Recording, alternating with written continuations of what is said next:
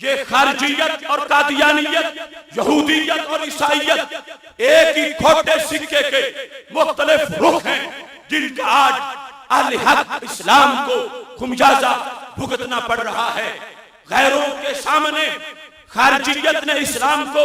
دین بنا کے پیش کیا اور انداز تعظیم کو کٹہرے میں کھڑا کر کے فتوے لگانا شروع کر دیے۔ خدا کی قسم دیکھو مدینہ منورہ میں جو دین ہمیں نظر آتا ہے، میرے نبی علیہ السلام ایک سواری پہ ہیں، وہ گدھا مبارک، وہ دراز دوش، جب اس جانور کی توہین کی ہے ایک شخص نے جس کا نام عبداللہ بن ابی بن سلول ہے، تو صحابی رسول حضرت عبداللہ بن رواحہ رضی اللہ تعالیٰ عنہ نے اسے ڈنڈے بھی مارے اور اس پر یہ واضح کر دیا، واللہ لبول حمار رسول اللہ صلی اللہ علیہ وسلم اطیب ریحا منکا، خدا کی قسم میرے نبی علیہ السلام کی سواری کا پیشاب بھی تجھ سے کہیں زیادہ خوشبو والا ہے۔ اس جملے سے قادیانیت کی چیخیں نکلے گی۔ صحابہ کا یہ انداز اس وجہ سے ہیبت طاری ہوئی، اقوام عالم کو پتہ چل گیا کہ جو اپنے نبی علیہ السلام کی سواری کی بیعت بھی نہ ہونے دے تو نبی کی بیعت بھی کیسے ہونے دیں گے۔ اور جب ان اداؤں کو ہی شرک اور بدعت کہا جانے لگا تو غیروں کے حوصلے بڑھ گئے۔ ہم آج کے مکین گنبد خضرا ملین اجتماع کے اندر خوارج کے اس نظریے کو مسترد کر رہے ہیں، کنڈیم کر رہے ہیں، اور صحابہ کرام رضی اللہ تعالی عنہم کی جو ادائے محبت ہے اس کا جھنڈا لہراتے ہوئے میں اس بات کا اعلان کر رہا ہوں، اگر جس پیٹھ پر چند گھنٹے ہمارے نبی علیہ السلام تشریف فرما ہو اس سواری کے ادب سے کفر کو لرزہ پر اندام کیا جا سکتا ہے تو وہ خاک طیبہ جہاں میرے رسول صلی اللہ علیہ وسلم 14 صدیوں سے جلوہ گر ہے تو اس کے ادب سے وائٹ ہاؤس پر راشا تاری کیوں نہیں کیا جا سکتا؟ گنبد خضرا کی تعظیم سے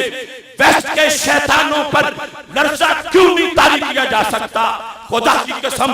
اگر خوارج رکاوٹ نہ بنتے اور مدینہ منورہ میں امت گنبد خضرا کے سامنے ہاتھ باندھے ادب سے کھڑی ہوتی تو مکین گنبد خضرا کے خاکے کوئی نہ بناتا۔ جب مدینہ منورہ میں سرکار کی طرف کے سفر کو خوارج نے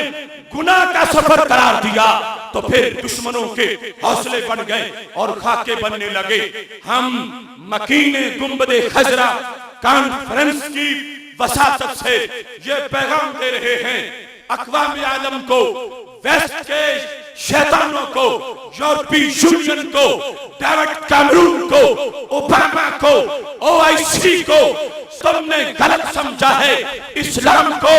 اسلام سمجھنا ہے تو صدیق اکبر کا اسلام سمجھو، فاروق اعظم کا اسلام سمجھو، عثمان غنی کا اسلام سمجھو، مولا علی رضی اللہ تعالی عنہم کا اسلام سمجھو، امام حسن مجتبی کا، امام حسین شہید کربلا کا اسلام سامنے رکھو، امام اعظم ابو حنیفہ، امام مالک، امام احمد بن حنبل، امام شافعی رحمہ اللہ تعالی کا اسلام سامنے رکھو۔ اسلام دیکھنا ہے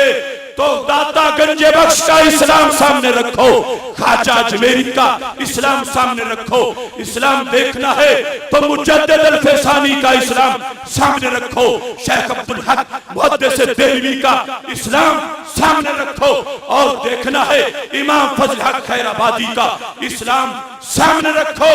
امام احمد رضا بریلوی کا اسلام سامنے رکھو۔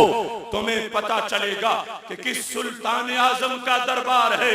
مدینہ منورہ میں ہم ہزارہا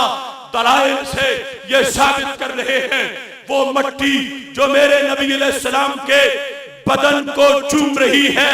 وہ کعبے سے افضل ہے، اور میرے نبی علیہ السلام کا بدن عرش سے افضل ہے۔ اور جو بندہ مدینہ منورہ کا سفر کر رہا ہے معاذ اللہ کسی پتھر کے پاس نہیں جا رہا، اپنے نبی کے پاس جا رہا ہے۔ غازی تیرے خون سے انقلاب آئے گا، غازی تیرے خون